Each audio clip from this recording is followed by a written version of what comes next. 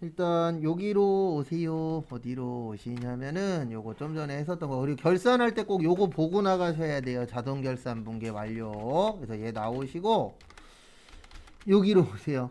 원천 징수에서 급여 자료 입력.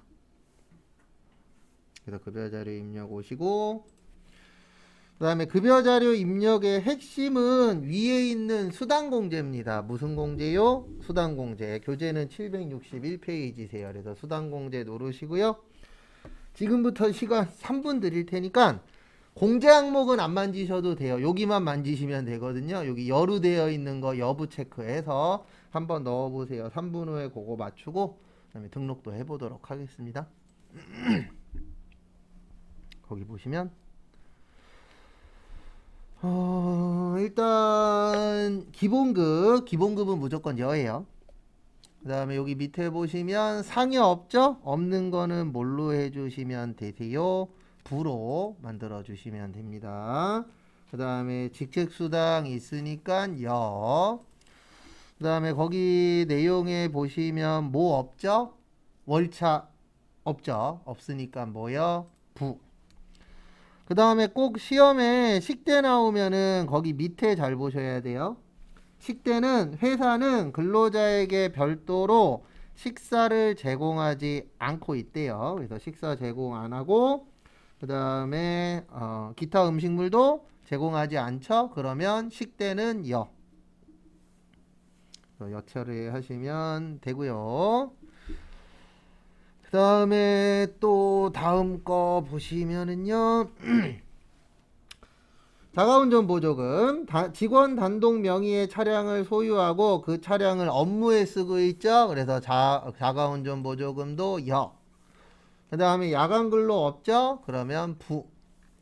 그 다음에 거기 보시면 연구기간 등 연구 보조비라고 있으실 거예요. 요거는 이제 어떻게 넣으시냐면 이렇게 넣어주시면 됩니다. 여기 밑에다가 비과세 치시고, 그 다음에 연구기관 등 연구 뭐요? 보조비. 그 다음에 여기에서 F2 누르시면 돼요. F2 누르시면은 이렇게 나와요. 그러면 여기에다 연구라고 치시면 연구기관 등 연구보조비라고 똑같이 생긴 게 나오실 겁니다. 그래서 요거를 선택을 해주시면 되세요. 그래서 이렇게 넣는 거예요. 여기 비과세 넣고 옆에다 똑같이 치고, 그 다음에 여기에서 F2 치시고, 그 다음에 연구라고 치시면 밑에 똑같은 거 연구기관 등의 연구보조비라고 나오실 겁니다. 나오세요? 안 나오세요? 나오죠. 그러면 거기에서 일단 선택을 해주시면 되세요. 그러니까 없을 땐 이렇게 넣는 거예요. 그리고 만약에 식대가 과세야 그러면은 밑에다가 과세로 다시 넣는 겁니다. 그거 나중에 나와요. 이렇게 넣어주시고, 그 다음에 이거는 잘 나오지는 않는데 만약에 시험 문제에 공제도 등록하래. 그러면 여기 눌러서 등록하시면 돼요. 근데 지금은 그 내용은 없습니다. 그 다음에 여기 누르세요. 확인. 그 다음에 지문 보세요. 거기 지문에 보시면 이렇게 쓰여 있습니다. 어떻게 쓰여 있냐면요. 몇 월이라고 되어 있어요? 12월. 그 다음에 월급은 12월 30날 준대요. 그래서 여기 뒤에는 30일로 변경을 해주세요. 그래서 12월 30으로 변경을 해주시고요. 그 다음에 지금 우리 문제는 김기만 씨입니다. 김기안 씨. 그래서 거기에다가 월급 치세요. 거기에 있는 내용 보시고, 그러니까 여기까지 오는 게 중요하지, 여기까지 오면 솔직히 그 다음엔 그렇게 크게 어렵진 않아요. 왜냐하면 월급 넣는 거라. 다음 내용은.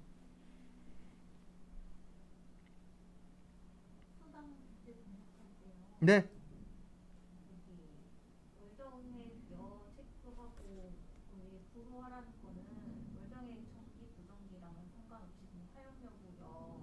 거기 보시면 모두 월정액 여로 되어 있죠? 그러면, 아니요, 사용 여부에 있는 것만. 요거 빼먹을 뻔했네. 감사합니다. 거기 보시면은, 여기 아니지. 거기 보시면 월정액 여라고 되어 있어요. 4번에 보시면 뭐라고 되어 있어요? 월정액 여. 그래서 여라고 되어 있으면 여기 월정액 있죠? 안 쓰는 거는 상관없어요. 요런 건 상관없고 여기 뒤에 보시면 요걸로 되어 있는 거 있죠. 여기 여로 되어 있는 거. 요 여에는 꼭 뭘로 들어가야 돼요? 전기로 바꿔주셔야 돼요. 네. 여기 여라고 되어 있는 데는 여기 앞에가 꼭 뭘로 되어 있어야 된다고요? 전기로. 네, 전기로 다 바꿔주셔야 돼요. 나머지는 전기든 부전기든 상관없어요. 왜냐하면 부는 어차피 안 쓸 거니까. 그래서 여라고 되어 있는 거는 그것만 맞춰주시면 됩니다. 그 다음에 그거 바꾸시고 그 다음에 여기 오셔서 금액 치세요. 금액 등록해 보세요.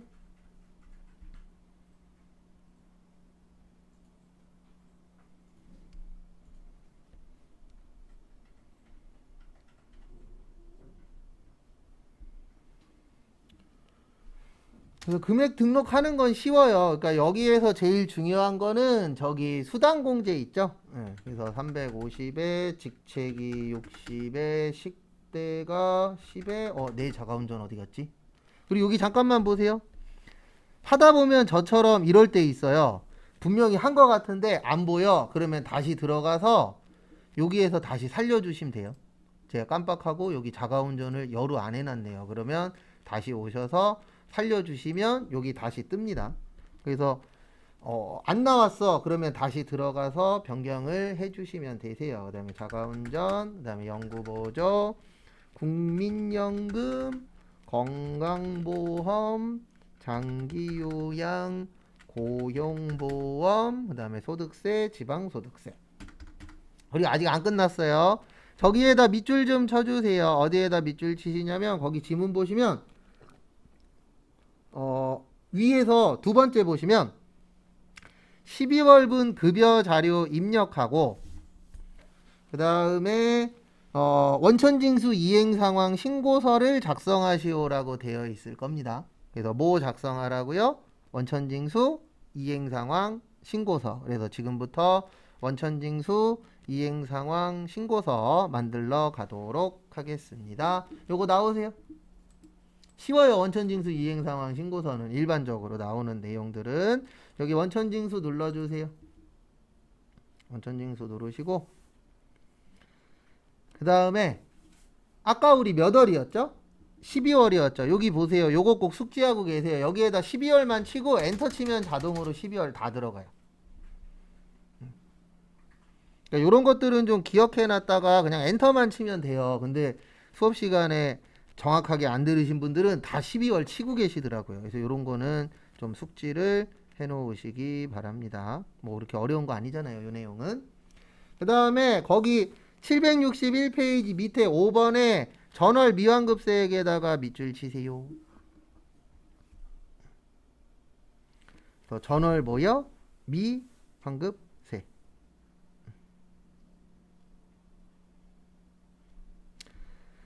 그 다음에 여기로 오세요. 여기 밑에 보시면 12번에 전월 미환급세액이라고 있을 거예요. 거기 보이세요? 거기에다가 얼마 치면 되죠? 20만원 치면 되겠죠. 왜냐면 거기 지문에 써 있잖아요. 전월 미환급 얼마라고요? 20. 그래서 이렇게 넣어주시면 끝. 그러니까 아주 어렵진 않아요. 내용 자체가 좀 저희가 연습했을 때 많이 안 나오는데 이제 기출문제 푸시면서는 많이 보실 겁니다. 그 다음에 762페이지로 넘어오세요. 넘어오시고 그 다음에 거기 내용 보시면은요. 다음은 박대박 사원의 연말정산 관련 자료이다. 아래 자료와 유의사항을 토대로 저기에다 밑줄 치세요. 연말정산 추가 자료 입력 메뉴에 부양가족 탭. 그 다음에 월세 주택 임차 탭. 그 다음에 마지막으로 연말정산 입력 탭. 그러면 결론은 세 군데를 들어가야 된다는 뜻이에요. 그러니까 지문 안에 힌트를 줘요. 그건 제가 장담하는데 힌트를 주는데 이제 차이점은 이겁니다. 공부를 하시면 그게 힌트로 보일 거고 공부를 덜 하시면은 이게 힌트인지 뭔지 헷갈리게 되는 겁니다. 딱 그 차이밖에 없어요. 그래서 요거 나오세요. 지금 하시던 거. 그리고 주의하셔야 되는 거 나올 때 예 아니요라고 나오시면 꼭 예 누르세요. 그 다음에 여기로 오세요. 연말정산. 그래서 연말정산 눌러주시고요. 그 다음에 여기로 오세요. 그 연말정산 누르셨죠? 그 다음에 지금 할 게 103번에 박대 박씨 할 거예요. 그래서 여기에다가 몇 번 치세요? 103번 치세요. 하나씩 시간 드릴게요. 일단 여기 부양가족 누르세요.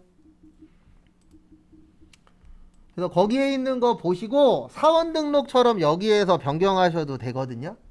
그래서 여기에서 사원 등록처럼 여기 뒤에까지 선택을 해주시면 됩니다. 그래서 일단 5분 드릴 테니까 여기에 기본공제 해당되는지 안 되는지 여기를 추가공제라 그랬어요. 그래서 기본공제하고 추가공제 넣어보세요.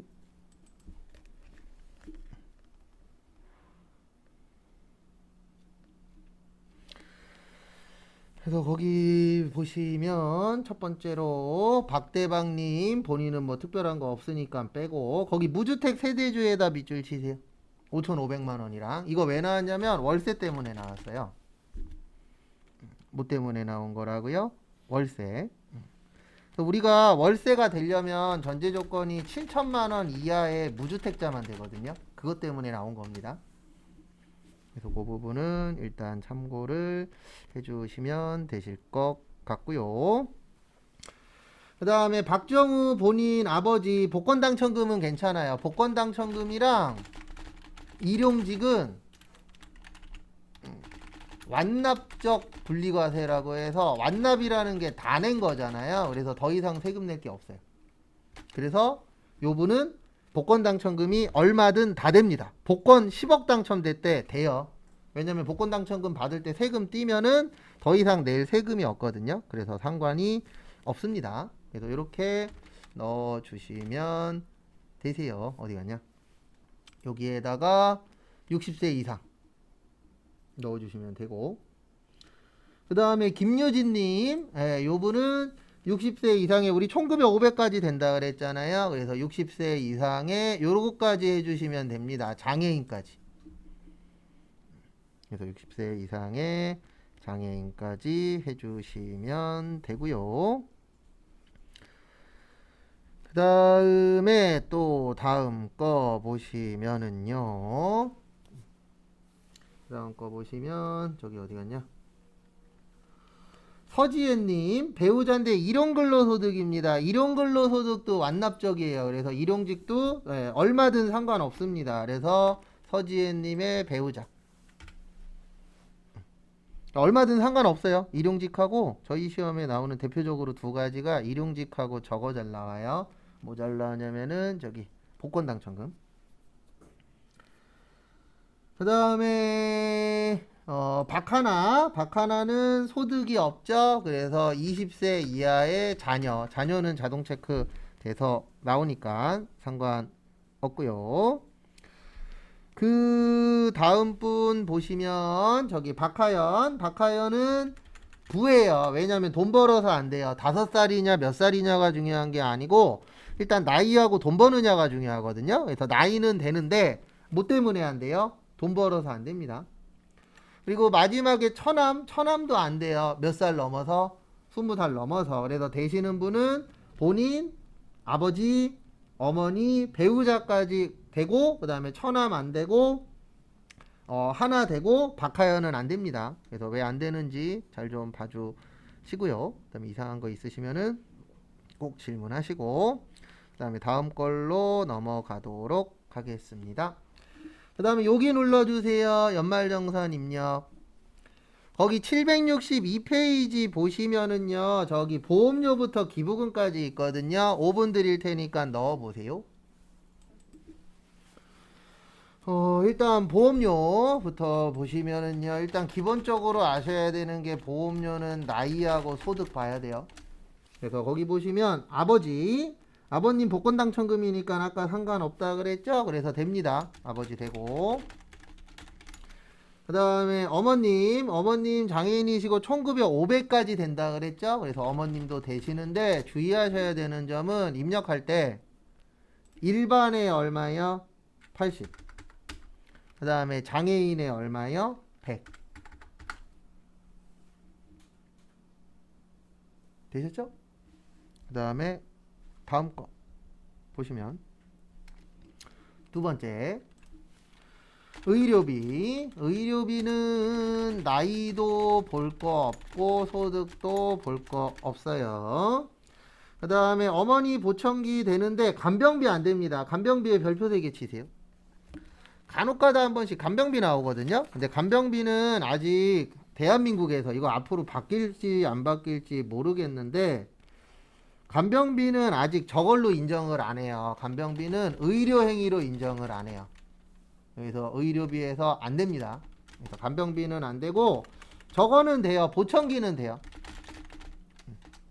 그래서 이런 거는 문제를 풀면서 볼 수밖에 없어요. 그래서 간병비는 안 되고 보청기는 되고 질병치료비 안 됩니다. 왜 안 되냐면 외국이라. 우리 외국은 뭐만 가능하다고요? 교육비만 가능해요. 외국은 교육비만 가능. 그래서 거기 미국에서 치료하셨죠? 그래서 안 돼요. 그래서 미국 X. 그래서 이것도 참고해 주세요. 아이고. 그래서 의료비는 여기에서 넣는 거라 그랬습니다. 여기 어디 갔냐? 여기 부양가족. 그 다음에 의료비 가셔서 F2 어머님이 김유진님이죠. 그래서 김유진님 가시고 그 다음에 아무 말 없으면 국세청 그리고 거기 국세청 자료로 가정이라고 써 있습니다.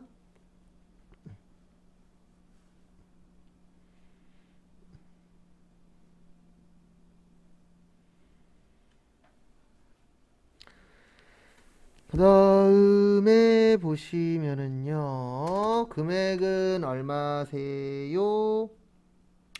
100만원. 그 다음에 간병비 안 되고 나머지 안 된다 그랬죠? 이렇게 넣어주시면 되고요. 그 다음에 교육비 본인은 되고 처남 안 돼요. 왜 안 되냐면 대학원은 본인만 가능합니다. 그래서 본인만 가능. 그래서 처남은 안 되고요. 자녀 교복구입비 돼요. 근데 얼마만 되냐면 50만원만 돼요. 그 다음에 현장 체험학습비 돼요. 근데 얼마만 돼요?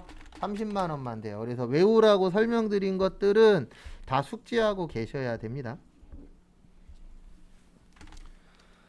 그 다음에 자녀 박하연 영어학원비 안 돼요. 왜 안 되냐면 돈 벌어서.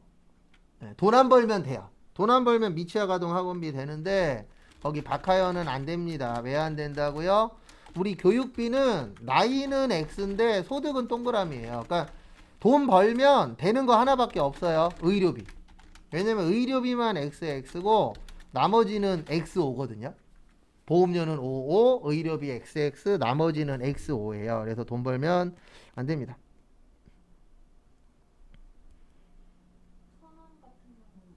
네?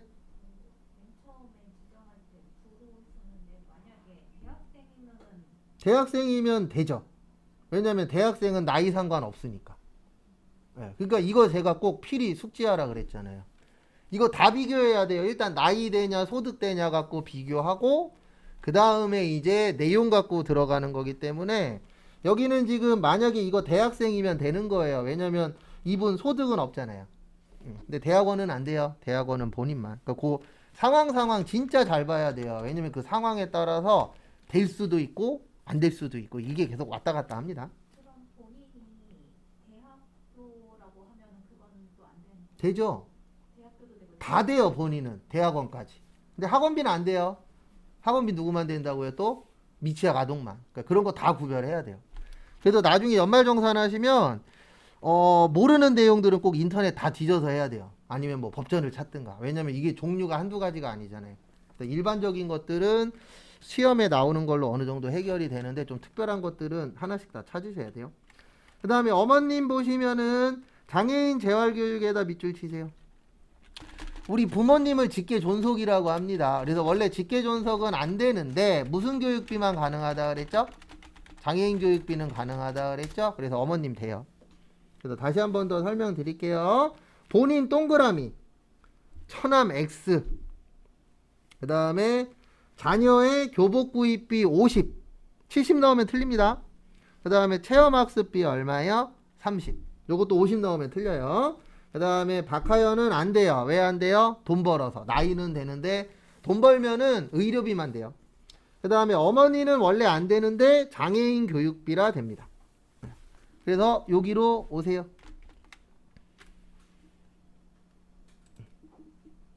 여기 교육비 들어오시고 본인에다가 1100. 그 다음에 박하나가 현재 중학생입니다. 그래서 초중고에다가 얼마 넣으셔야 되냐면 80 넣어야 돼요. 왜냐면 50에 30이라 그랬잖아요. 그래서 여기에다가는 80.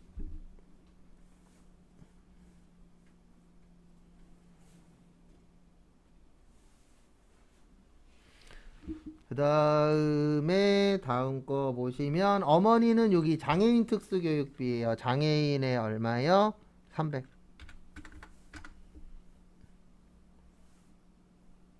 그래서 정리하시고요.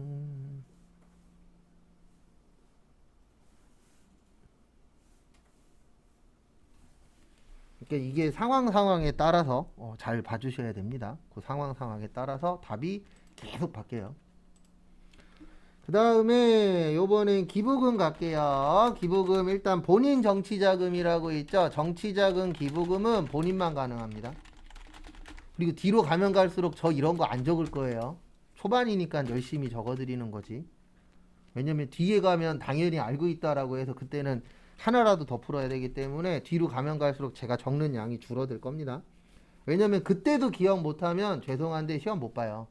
시험 보는 구주에도 기억 안 나 그러면 시험장 가서 들러리 설 확률이 높습니다. 그래서 하나하나씩 정리 잘 해놓으시고 그 다음에 이것도 어려워요. 사립대학교에다 밑줄 치세요. 대학교는 법정이에요. 사립대학교든 어디든 대학교에 주는 거는 법정입니다. 왜 그러냐면 우리 국가에서 대학에다가 지원해줘요 안 해줘요? 해주죠. 지금 막 지원금 주잖아요.